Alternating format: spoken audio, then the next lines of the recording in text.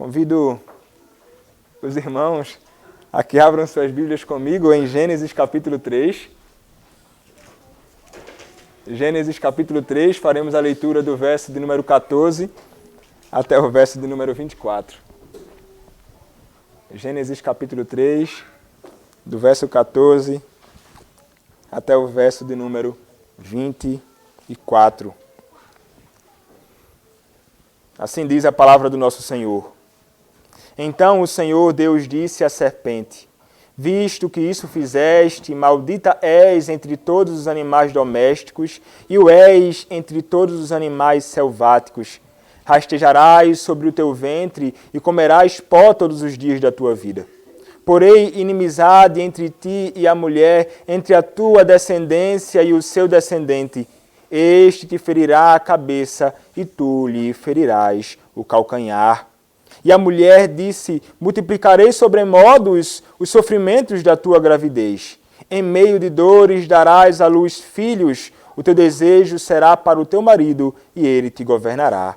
E a Adão disse: visto que atendeste à voz de tua mulher, e comeste da árvore que eu te ordenara não comesses, maldita é a terra por tua causa. Em fadigas obterás dela o sustento durante os dias de tua vida. Ela produzirá também cardos e abrolhos, e tu comerás a erva do campo. No suor do rosto comerás o teu pão, até que tornes a terra, pois dela foste formado, porque tu és pó, e ao pó tornarás. E deu o homem o nome de Eva, a sua mulher, por ser a mãe de todos os seres humanos. Fez o Senhor Deus vestimenta de peles para Adão e sua mulher, e os vestiu. Então disse o Senhor Deus: eis que o homem se tornou como um de nós, conhecedor do bem e do mal, assim que não estenda a mão e tome também da árvore da vida, e coma e viva eternamente. O Senhor Deus, por isso, o lançou fora do jardim do Éden, a fim de lavrar a terra de que fora tomado. E expulso o homem, colocou querubins ao oriente do jardim do Éden, e o refugir de uma espada que se revolvia para guardar o caminho da árvore da vida. Amém. Os irmãos podem se assentar.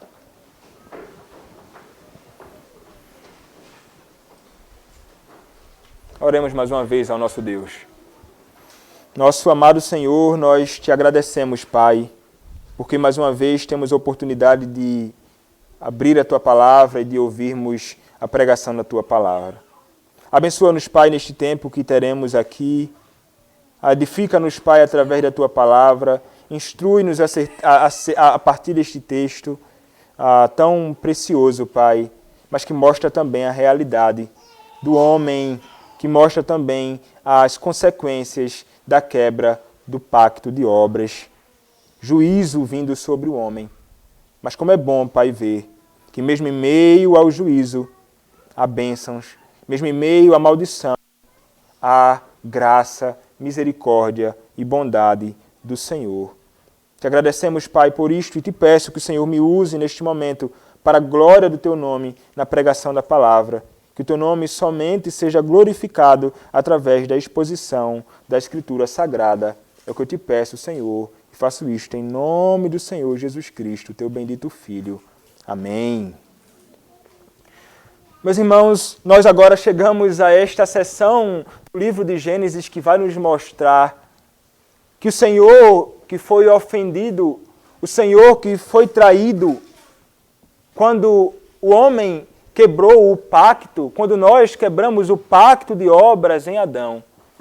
Ele é um Deus que, mesmo sendo um Deus grande em misericórdia, é um Deus que não deixará de pôr sobre os homens a consequência da transgressão da sua lei. Aqui, meus irmãos, nós veremos não somente as consequências, na verdade nós vimos muito das consequências da queda na exposição. Aqui nós veremos de um modo mais específico as maldições que cairão sobre a serpente, a mulher, o homem, bem como sobre toda a criação de Deus, por causa da transgressão da lei, por causa da quebra do pacto. Meus irmãos, nós encontramos aqui as 3 maldições. E as 3 maldições, elas são proferidas na mesma ordem em que os pecados foram cometidos. É interessante. E elementos de maldição e bênção são encontradas nessas sentenças proferidas contra a serpente, contra o homem e a mulher. As maldições de Deus sobre Satanás, sua semente, Adão, Eva e sua semente, e ainda sobre todo o cosmos estarão presentes e influenciarão toda a posterior revelação das Escrituras. Nós encontramos aqui estas verdades e estas maldições de Deus sobre tudo isto. Nenhum deles escapará da maldição de Deus, do juízo do Senhor. Então é interessante nós observarmos que, primeiramente, o Senhor ele vai se dirigir à serpente, como nos diz o versículo de número 14. Então o Senhor Deus disse à serpente: visto que isto fizeste, maldita és entre todos os animais domésticos, e o és entre todos os animais selváticos, rastejarás sobre o teu ventre e comerás pó todos os dias da tua vida. Então nós notamos, meus irmãos, que a primeira maldição é proferida diretamente contra a serpente. Foi ela, então, que enganou a mulher, e obviamente que isso não tira da mulher a responsabilidade, ela acabou se entregando e sendo enganada e aceitando os conselhos de Satanás, mas é fato, ele enganou a mulher, e então o texto vai dizer: visto que fizeste isto, visto que maliciosamente tentaste derrubar aquela perfeição de relacionamento, aquele harmonioso relacionamento entre Deus e os homens, Deus, a mulher e o homem, aquela perfeita harmonia no sentido horizontal entre mulher e homem, aquela perfeita harmonia no sentido vertical entre os seres humanos e o seu Deus, então o Senhor vai se voltar com juízo sobre ela. E as maldições, as palavras de maldição de Deus sobre a serpente começam com a seguinte declaração: porque fizeste isto. Essa sentença, meus irmãos, se refere àquilo que a mulher havia dito no versículo anterior, ao acusar a serpente de tê-la enganado e assim levado a comer do fruto que Deus havia dito que não comessem. Como está lá em Gênesis, capítulo 3, verso 13, quando ela fala isso. Desta forma, a serpente, então, ela é amaldiçoada por ter enganado a mulher e assim tê-la feito pecar contra o seu bendito Criador. Nós podemos afirmar que o texto diz respeito a serpentes de forma geral, as serpentes, como nós conhecemos, mas, ao mesmo tempo, a Satanás de maneira mais específica. O juízo cai sobre as serpentes, mas sobre Satanás de modo mais específico. É a Satanás e em Satanás que o Senhor deseja colocar a sua ira e a sua imposição. As serpentes elas são colocadas à parte dos demais animais domésticos e selváticos, tendo então que rastejar sobre os seus ventres e comer do pó da terra todos os dias da sua vida. Então, o instrumento usado por Satanás para levar o homem à queda recebe uma humilhante maldição. Entretanto, devemos entender que certamente não é o objetivo da narrativa explicar o fato das serpentes rastejarem.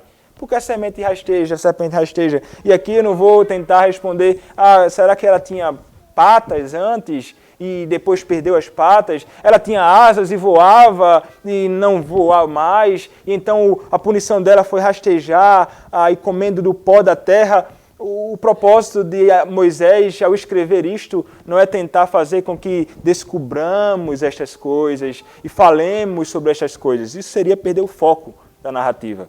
O ponto é, o homem, a serpente, sobretudo Satanás, que usou a serpente como seu instrumento, é amaldiçoado. Mas ainda assim, a serpente foi o instrumento dele, sofre punições. Deus amaldiçoa a serpente e separa dentre os animais dos demais animais. Mas certamente essa maldição também se refere a Satanás, pois somente em a serpente, porque a serpente ela vai como o juízo sobre a serpente vai apontar para este juízo maior que deve ser posto sobre Satanás. É ele e é contra ele que o Senhor tem se voltado, sobretudo aqui. Satanás é a antiga serpente, como mencionamos nas últimas exposições, como o livro de Apocalipse vai nos mostrar, como outras narrativas e textos do Novo Testamento vão nos mostrar. Satanás, o diabo, o adversário, ele é a antiga serpente. Ele usou a serpente para isto, mas ele era o grande inimigo do homem. Foi ele, então, que se voltou ali maliciosamente. Então, o que é que o Senhor faz? É interessante nós vermos isso. O texto vai dizer no seguinte versículo, versículo de número 15: porém, inimizade entre ti e a mulher, entre a tua descendência, o seu descendente, este te ferirá a cabeça e tu lhe ferirás o calcanhar. O texto, meus irmãos, encontra, então, a sua continuidade no verso 15. Onde o caráter mais específico da maldição é claramente relatado. E o que é que acontece aqui? Deus, meus irmãos, Deus estabelece uma inimizade. É o Senhor quem faz isto. Porém, inimizade entre a semente da mulher e a semente da serpente. É o Senhor mesmo quem faz isto. Podemos então notar que o Deus, soberanamente, ele estabelece uma antítese. E que a primeira mensagem de redenção inclui só uma promessa de salvação. Não somente uma promessa de salvação, mas também uma promessa de juízo. Nós vemos aqui neste verso uma promessa de salvação, que nós trataremos de modo mais específico, de modo mais claro, numa outra pregação, onde falarei sobre o pacto da graça, ou pacto de graça, em Gênesis capítulo 3, verso 15. Então nós falaremos de modo mais claro sobre o pacto de graça aqui estabelecido, mas aqui nós encontramos não somente revelada a graça de Deus, mas também o seu juízo. Então, o ato de libertação divina acontece quando Deus, ao contrário do homem, se opõe à serpente e não meramente instiga, mas poderosamente estabelece uma inimizade ali. Uma inimizade estabelecida. Não uma inimizade, ele não tenta estabelecer uma inimizade entre o homem e ele mesmo, mas entre o homem e aquele que é perverso, que é Satanás. Então é interessante perceber que Deus estabelece a antítese, primeiramente, entre a mulher e a serpente, ou Satanás. Podemos então compreender esse fato por três motivos básicos. O fato dela ter sido a primeira a ser seduzida, o seu papel na redenção, apesar da sua queda, fundamental o papel dela, e seu papel como aquela que daria a luz ao descendente que cumpriria finalmente os termos da profecia que é estabelecida aqui em Gênesis capítulo 3, verso 15. Essa, meus irmãos, antítese ganha contornos maiores e se estende à semente da mulher e da serpente. Deus soberanamente estabelece a antítese não simplesmente entre personagens individuais, mas na própria linhagem humana. Na própria linhagem humana. As duas sementes são colocadas em contraste. E aqui, meus irmãos, um consenso geral, que essa antítese, ou inimizade posta por Deus entre as duas sementes, é basicamente espiritual, sendo oposição entre Deus e Satanás, entre os crentes regenerados e os homens não regenerados, os reprovados. É uma inimizade entre aqueles que são de Deus e aqueles que são de Satanás, aqueles que são semente de Deus e aqueles que são semente de Satanás ou filhos de Satanás.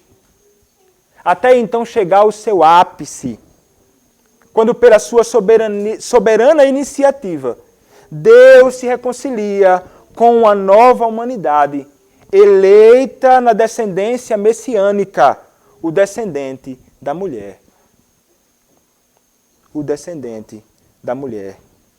Meus irmãos, o pronome ele, posto aqui no texto de Gênesis capítulo 3, verso 15, pode envolver toda a descendência da mulher, Entretanto, esse envolvimento se dá por princípio de representatividade. Se trata do próprio Senhor Jesus Cristo, aquele que é a semente da mulher. A oposição passa a ser mais específica. E toda a semente da serpente é representada por Satanás, e toda a semente da mulher é representada por um único descendente. E a declaração que vem logo em seguida: ele ferirá a tua cabeça. Aqui nós encontramos aquilo que nós chamamos de proto-evangelho, ou seja, a primeira mensagem evangélica. O primeiro anúncio do Evangelho em Gênesis capítulo 3, verso 15, no meio da maldição. A grande batalha, então, entre os dois cabeças das sementes é anunciada. E nessa grande batalha, Deus executará a sua maldição sobre a serpente, de modo final e eterno, ao atingi-la com um golpe fatal através do descendente prometido. E, meus irmãos, Jesus Cristo, o descendente prometido da mulher, executará a maldição anunciada sobre Satanás, trazendo vitória sobre o adversário e salvação para todo o restante da semente da mulher. Ele esmagará a cabeça da serpente. Ele vencerá sobre Satanás. E quem é este que esmagará a cabeça da serpente? Cristo. Jesus Cristo é quem esmaga a cabeça da serpente, punindo-a, humilhando Satanás, vencendo-o naquele lugar que para muitos parecia o lugar de derrota de Cristo, quando na verdade foi a ocasião em que ele se revelou vitorioso. Porque assim como o texto diz, ele levará um golpe na cabeça à serpente. A descendência da mulher levará um golpe no calcanhar. Será mordido pela serpente. No entanto, a maldição sobre Satanás e sua semente, com a declaração de vitória e vida para o restante da semente da mulher, também um pronunciamento de maldição sobre a semente da mulher. Tu ferirás o seu calcanhar. A ira de Deus seria sentida sobre a semente da mulher neste ato da serpente. Essa declaração, meus irmãos, é entendida como sendo uma referência à humilhação do nosso Senhor Jesus Cristo. Sobre o seu sofrimento, sobre a sua condenação, sobre a sua morte, sobre o seu sepultamento, quando recebeu sobre si toda a ira de Deus, debaixo da maldição do pecado. Foi posto numa cruz e foi alvo da maldição, da ira de Deus, porque maldito todo aquele que é pendurado no madeiro. E Cristo experimentou isto. Foi como que ali foi que Cristo então recebeu a mordida da serpente no seu calcanhar. Então o Messias prometido aqui, o descendente da mulher, o Cristo, ele tinha que sofrer. Porque, meus irmãos, o sofrimento é o meio da glória do Messias. O sofrimento era o meio através do qual o nosso bendito Messias prometido seria o vitorioso, glorioso sobre o seu inimigo. E ele faz isto na cruz. Na cruz. E o pacto de graça, como mencionei, é revelado aqui. Na outra exposição, nós trataremos de um modo mais específico sobre isso. O anúncio de Cristo é feito diante de Adão, diante de Eva. E nós veremos mais à frente, eles vão se apegar a esta promessa. A promessa de um Redentor.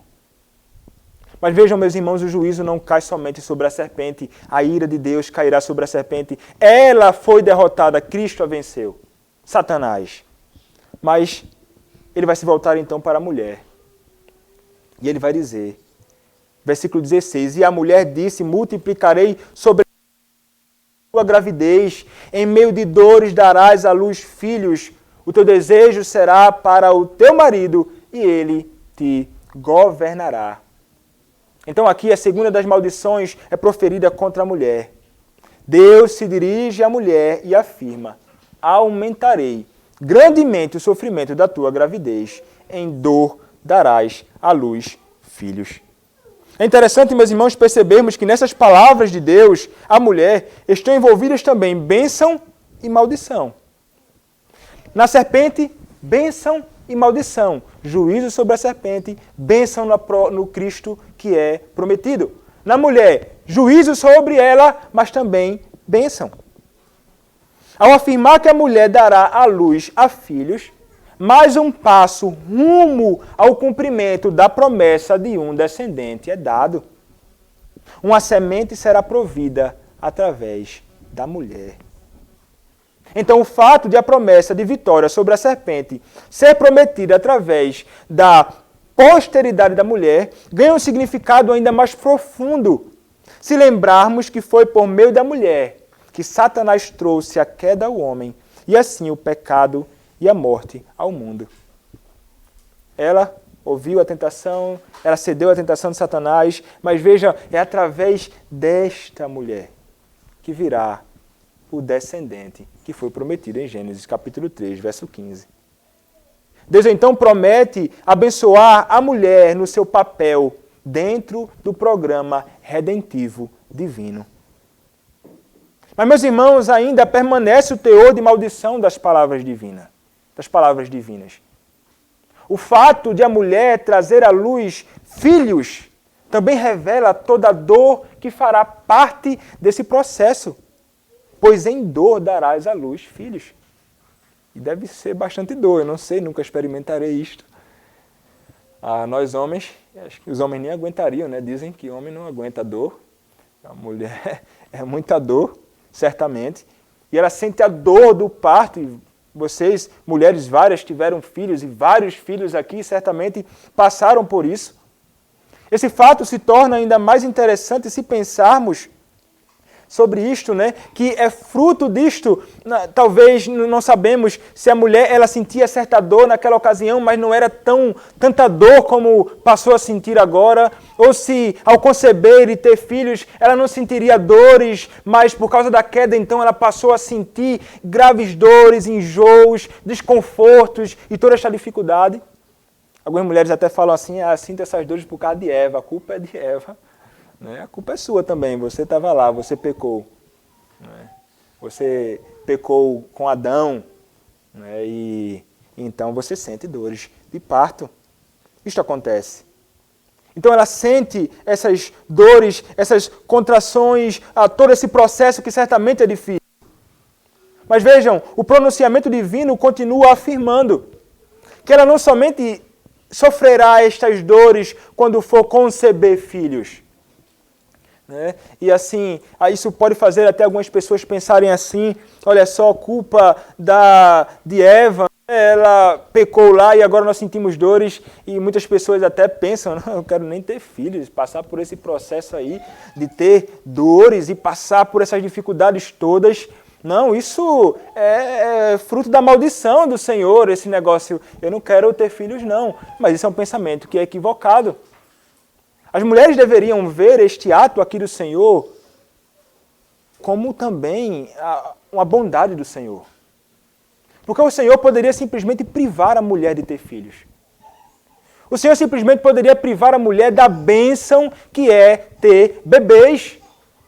Mas o Senhor faz assim: olha, vocês sofrerão a dor do parto, mas ainda assim vocês terão a graça de ter filhos. Então, essa ideia de que pensar, não, as dores, não, isto e aquilo, são coisas que devem me fazer desconsiderar ter nenéns, não deveria ser. O Senhor continua preservando de modo gracioso o mandato social aqui. Tenha filhos.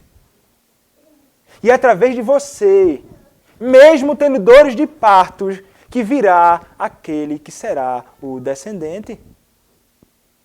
O apóstolo Paulo vai dizer: a mulher, ela será preservada através da maternidade.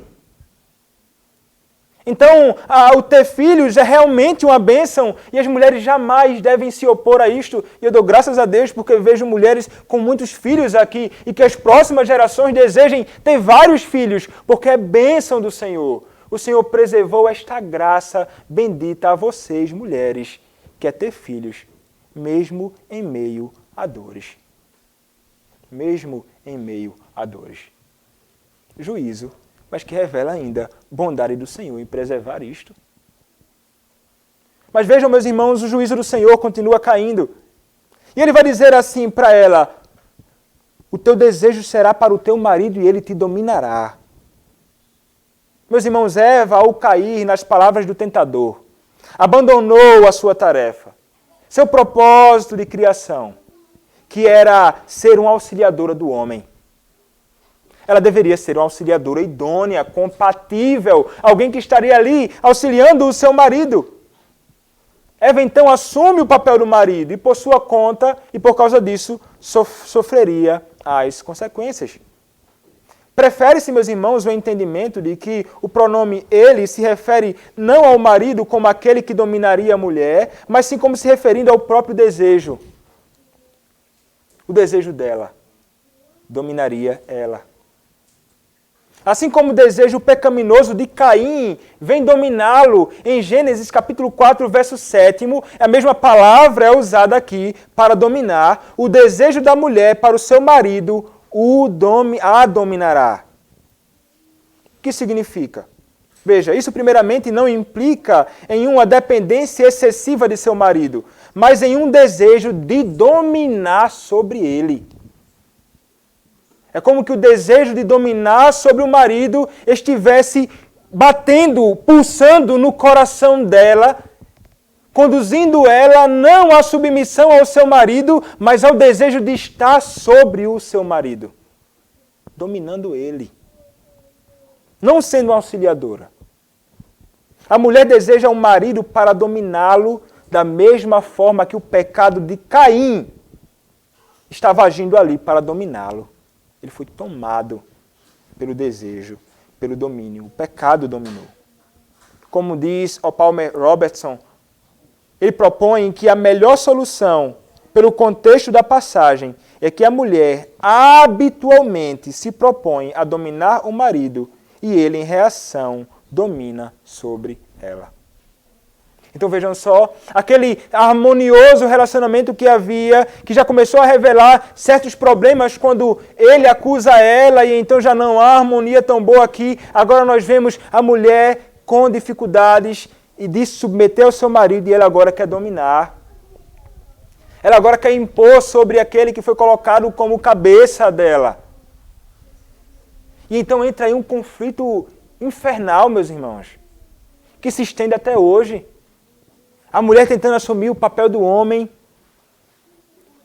e então tentando tomar os papéis dele na condução da casa, tentando tomar os papéis dele no trabalho, tentando tomar os papéis do homem na sociedade em vários lugares.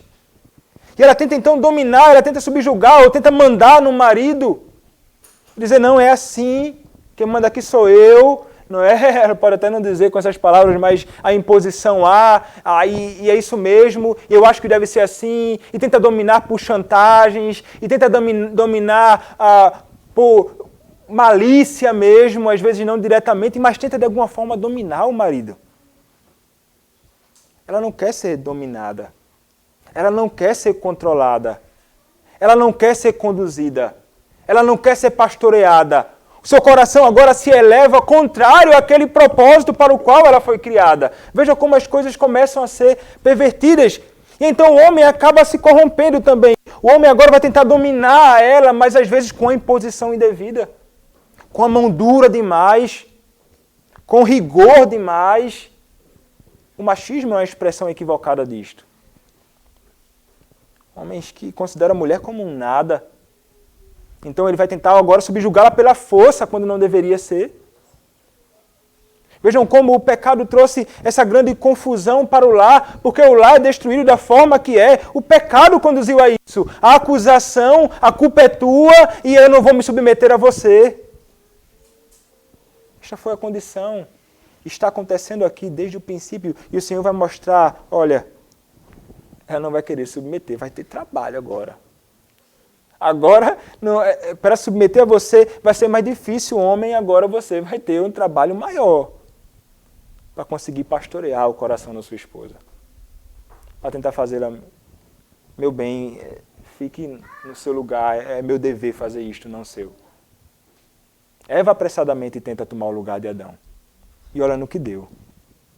Ela cedeu à tentação e deu também ao seu marido. Isto é terrível, meus irmãos.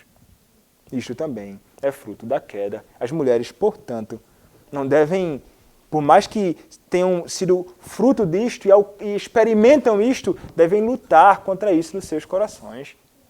Não permitam que o desejo de dominar sobre o seu marido chegue à sua cabeça e tome conta do seu coração. Você pode pensar que aparentemente naquela ocasião está tudo bem, mas aquilo pode provocar uma tragédia familiar. Quando as coisas saem do lugar, quando as coisas não acontecem da forma que o Senhor determinou em sua palavra, o fruto é tragédia. O fruto é tragédia.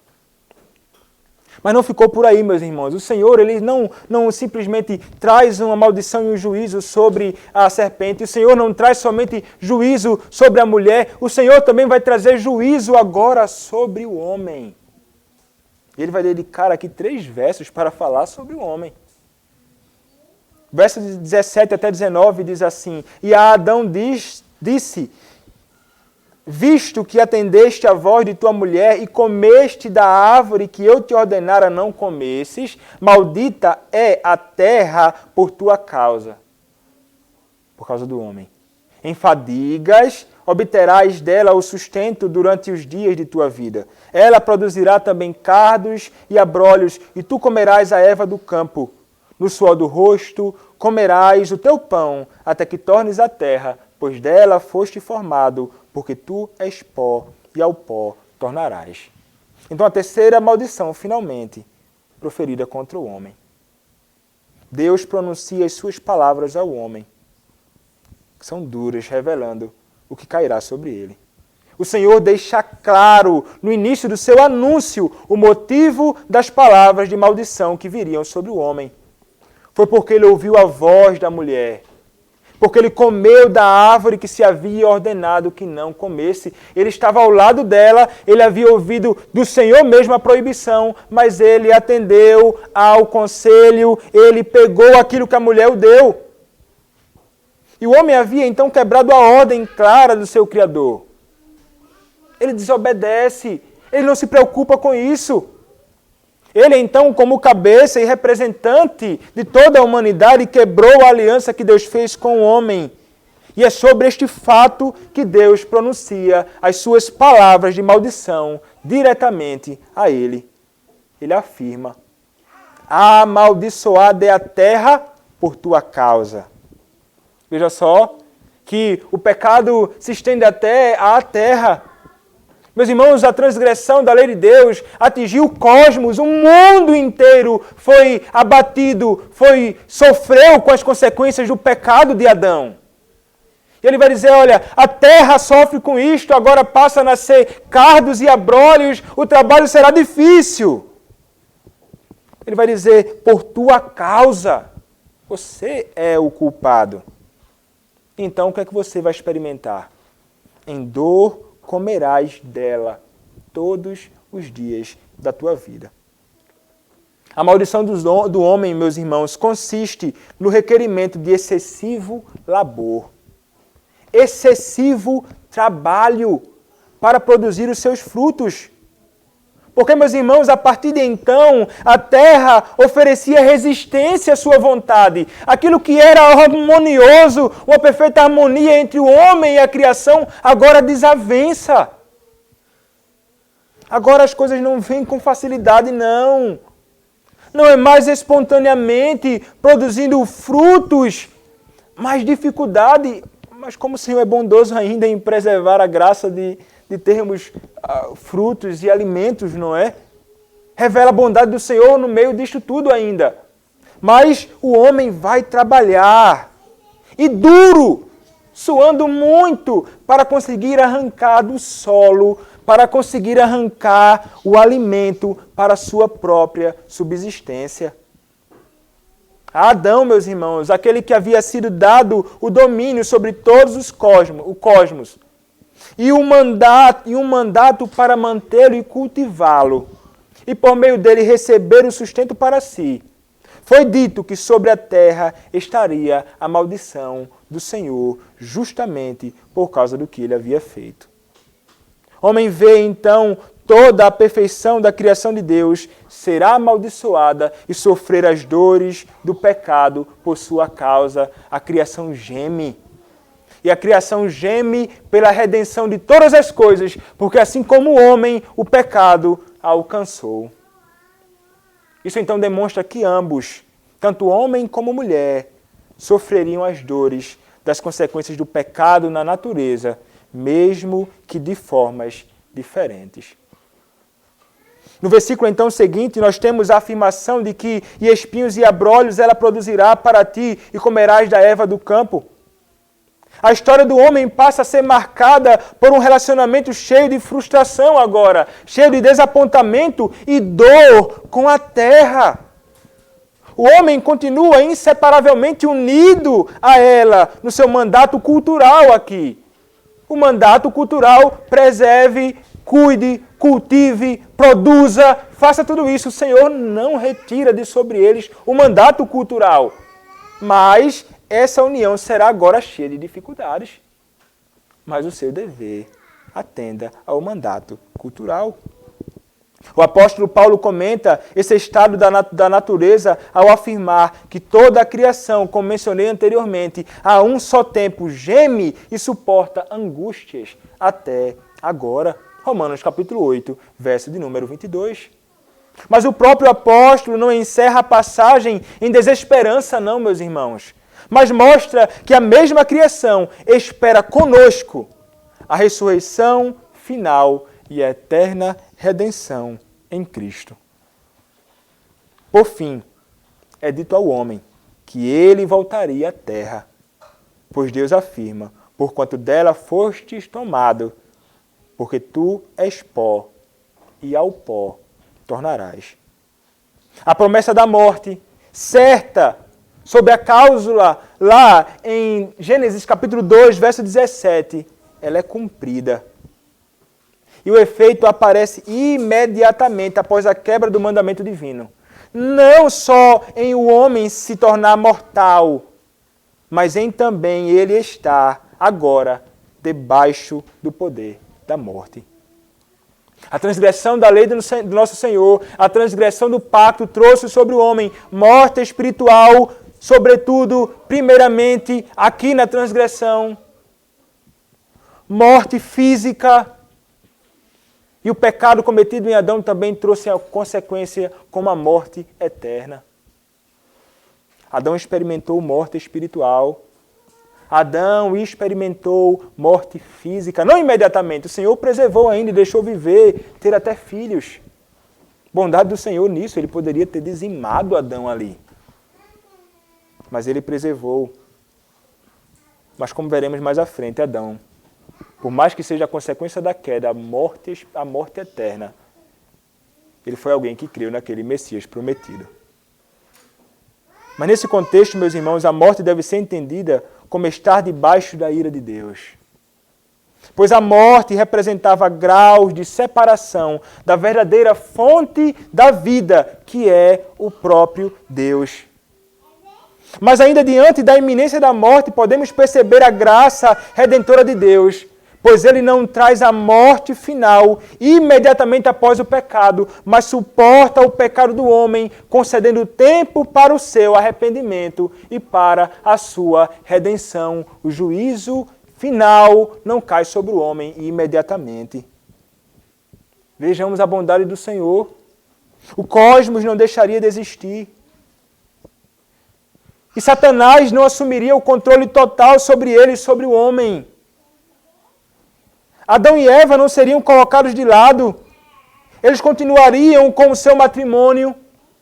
Vejam que o Senhor não tira deles a graça do casamento, mesmo punindo, mesmo sendo difícil, mesmo sendo agora ruim demais em algumas ocasiões, mas é uma bênção.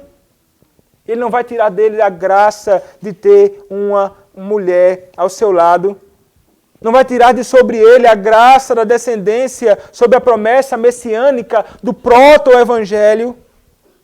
Mesmo em sofrimento, Adão continuaria a cultivar e trabalhar na terra, e mesmo com suor, colheria os frutos de seu trabalho árduo. E Deus continuaria e continua como o rei do seu reino cósmico. Todos os meios necessários para a provisão de um novo pacto de graça e seu mediador foram assegurados. A esperança foi garantida pelo Deus Redentor. Vejam só, nós desfrutamos de tudo o que desfrutamos hoje por causa de graça do Senhor. Que Ele poderia ter tirado tudo isso que Ele nos deu de modo perfeito no princípio, antes da queda. Tudo o que desfrutamos, mandato social, mandato cultural, casamento, família, filhos, trabalho, mesmo duro, mas trabalho, através de onde nós colhemos o alimento para a nossa casa, é uma manifestação inequívoca da bondade do Senhor para com cada um de nós. Isto foi revelado em Adão, isto é revelado na nossa vida também. Mas como é maravilhoso também vermos que o Senhor, concedendo à mulher a graça de continuar sendo mãe, é através disto que virá aquele que será o nosso bendito Redentor. A promessa é feita, a promessa é cumprida, a promessa é feita para Adão, a promessa é para nós, os descendentes da mulher. E é interessante então notarmos o que é que vai acontecer a partir de agora. O Senhor, a partir dos versos 20 a 21, nos diz o seguinte, através do texto. E deu o homem o nome de Eva, sua mulher, por ser a mãe de todos os seres humanos. Fez o Senhor Deus vestimenta de peles para Adão e sua mulher, e os vestiu. Então nós paramos aqui. Vejam só, meus irmãos, o que acontece. Então agora o homem é revelado aqui, é assim que se entende este texto. O homem como que apegando-se àquela promessa de Gênesis capítulo 3, verso 15. Adão apegando-se e entendendo a promessa de que virá algum redentor através da descendência da mulher. Ele agora vai como que ter o seu coração se apegando a uma esperança genuína. E ele vai fazer isto e revelar isso dando um nome à mulher agora.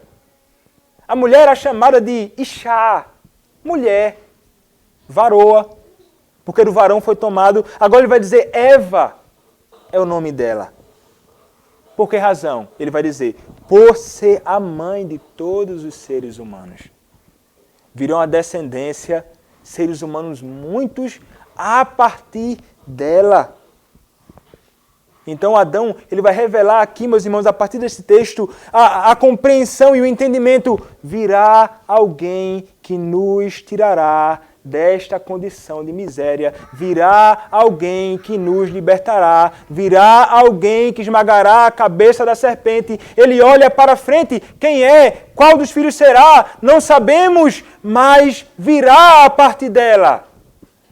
É como que Adão, então, revelando aqui a fé naquilo que aconteceria no futuro, em sua maior expressão, através de Cristo, o Redentor de Adão, o Redentor de Eva, o Redentor de toda a humanidade caída, o Redentor de todos os eleitos de Deus.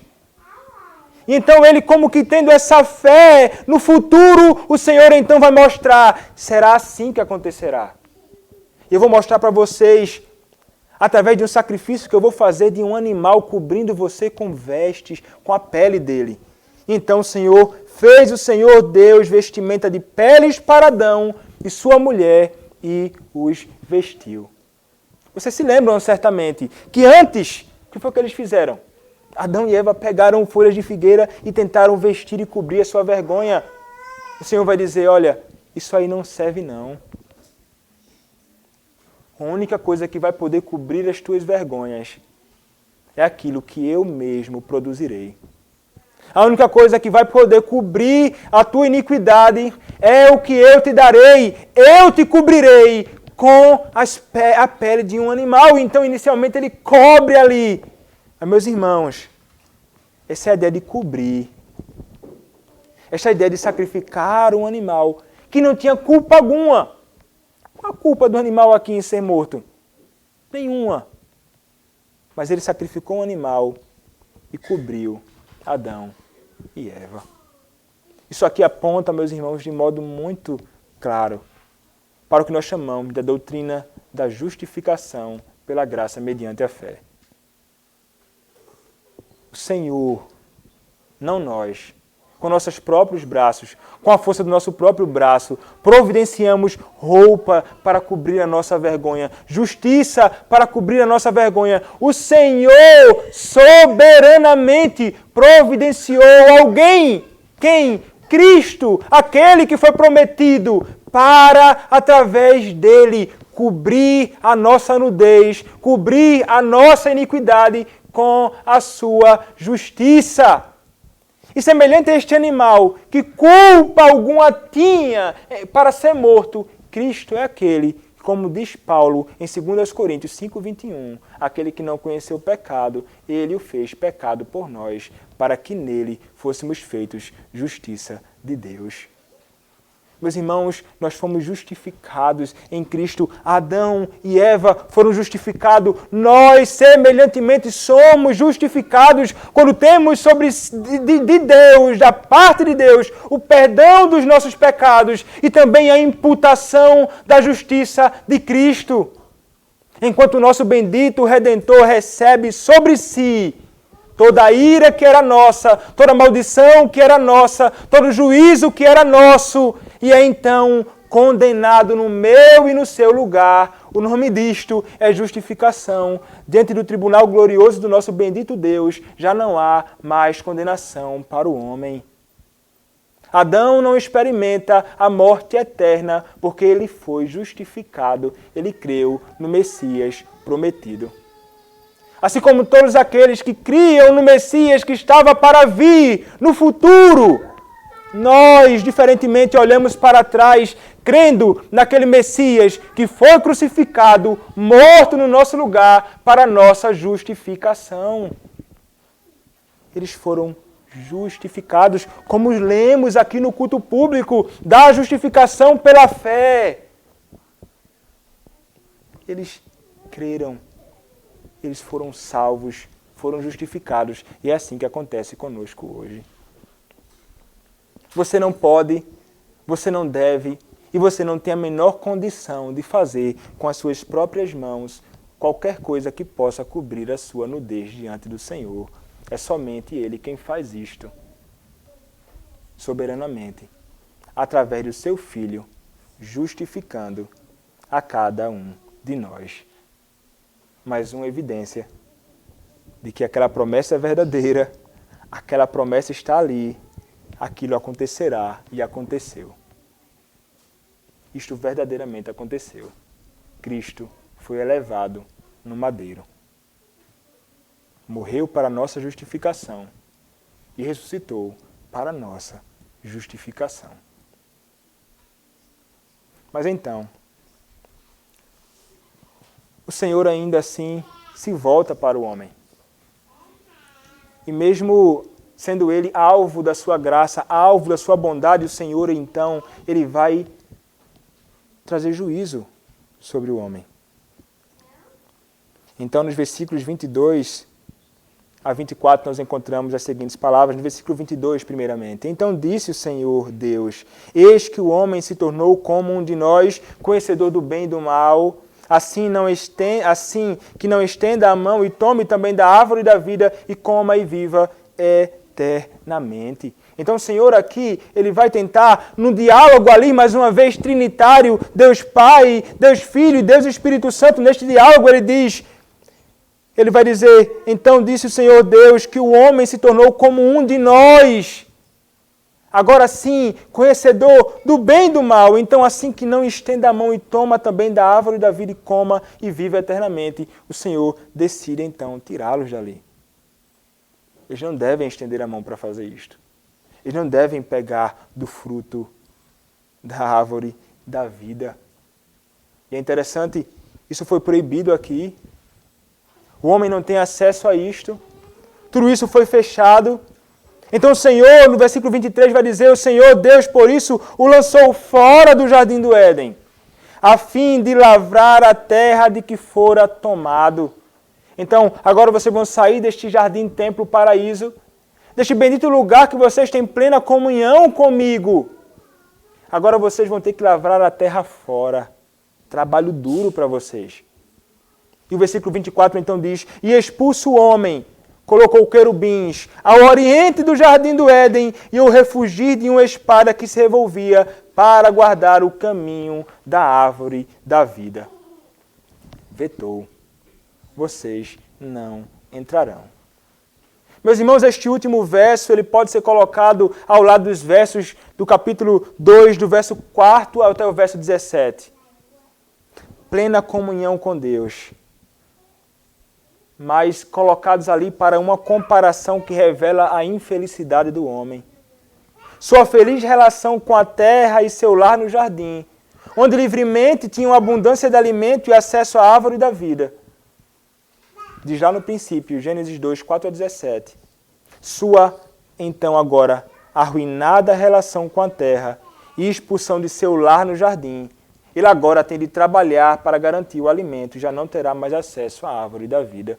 Um contraste gigantesco, uma diferença imensa, como que o Senhor os afastando ali daquele pleno e perfeito lugar de comunhão. Mas como é maravilhoso, meus irmãos, nós vermos que mesmo em meio ao Senhor punindo o homem, expulsando-o da sua comunhão, foi isto que aconteceu com Adão, foi isto que aconteceu com Eva, e nós, como eles, nos tornamos inimigos do Senhor, através da transgressão da sua lei. O nosso Deus revela que é um Deus cheio de graça, bondade e misericórdia, quando Ele ainda nos concede, mesmo não no jardim, mas fora, a graça de termos plena comunhão com Ele. Meus irmãos, e nós temos graça e plena comunhão com Ele quando nós temos acesso àquele que sim pode nos dar vida. O jardim foi fechado, querubins foram colocados. Isso nos recorda muito aquilo que aconteceu e como representava o lugar santíssimo no Novo Testamento. Na cortina que tinha ali, haviam 2 querubins, representando assim: vocês não podem entrar aqui. Vocês não podem ter acesso a este lugar. Somente o sumo sacerdote, uma vez por ano, pode entrar. Mas o que acontece então? O Senhor soberanamente, quando Cristo é posto na cruz, quando Cristo é crucificado, lá em Marcos capítulo 15, Marcos vai mudar de cenário, ele está ali, em Cristo. Ele vai mudar o cenário como se fosse se voltando agora para o lugar santíssimo. Ele vai dizer: o véu se rasgou, a cortina se rasgou de cima para baixo. Agora nós temos acesso. Agora nós temos acesso a Deus. Agora nós temos acesso à plena comunhão com Deus. E através de quem isso se dá? Através daquele que morre e que abre agora o caminho perfeito para que tenhamos plena e a mais perfeita comunhão com o nosso Deus. E aqui nos aponta a verdade, meus irmãos, de que este caminho que foi fechado nos foi aberto por Cristo. Cristo, o nosso mediador. Cristo, o meio através do qual temos acesso a Deus. Cristo, a nossa reconciliação. Cristo, o nosso Salvador. Cristo, o meu e o teu Redentor. E agora, graças a esta comunhão e este acesso ao nosso bendito Deus que nós temos, nos foi restaurada a graça de estarmos com Ele no mandato espiritual perfeito. Um mácula sim, mas no mandato espiritual de comunhão com Deus, em serviço a Ele. Adão e Eva foram expulsos do jardim, um lugar que eles tinham plena comunhão com Deus. Mas o Senhor nos concede a graça de, na comunhão dos santos, no culto público, no serviço ao nosso Senhor, termos comunhão com aquele que é o nosso bendito Deus. Isso nos foi restaurado em Cristo. Meus irmãos, como nós devemos louvar a Deus por Cristo? como nós deveríamos louvar ao nosso Senhor pelo nosso bendito Redentor diariamente, deveria ser um louvor dos nossos lábios, porque poderíamos hoje estar longe disto, mas Ele foi misericordioso demais comigo. Meu irmão, este nosso Deus foi misericordioso demais com você. Você agora pode adorar a este Deus. Você agora pode ter comunhão com este Deus. Você agora pode servir a este Deus. Porque Cristo foi entregue no seu lugar. Se você não conhece a Cristo, não imagine que você tem comunhão com Deus. Você está fora do jardim. Aqueles que impedem você de entrar. Você não tem comunhão com o Senhor, não. O Senhor não tem comunhão com aqueles que são filhos das trevas. O Senhor não tem comunhão com aqueles que não amam a Cristo. Mas assim como Adão foi justificado pela fé em Cristo, assim como nós fomos justificados pela fé em Cristo, assim como nós hoje temos acesso a Deus em Cristo, é somente se apegando a Cristo que você poderá ter hoje plena comunhão com o seu Deus. E é hoje que o Senhor te chama. Arrependa-se dos seus pecados e creia no Senhor Jesus Cristo. Este é o único meio que o Senhor providenciou para nos libertar da condenação que eu e você merecíamos. E mais uma vez, meus irmãos, nós que fomos salvos por Cristo, eu repito, a salvação em Cristo deve ser motivo de eterno louvor nos meus e nos seus lábios, porque Ele nos resgatou, enviando o seu Filho para experimentar aquilo que eu e você merecíamos de experimentar durante toda a eternidade.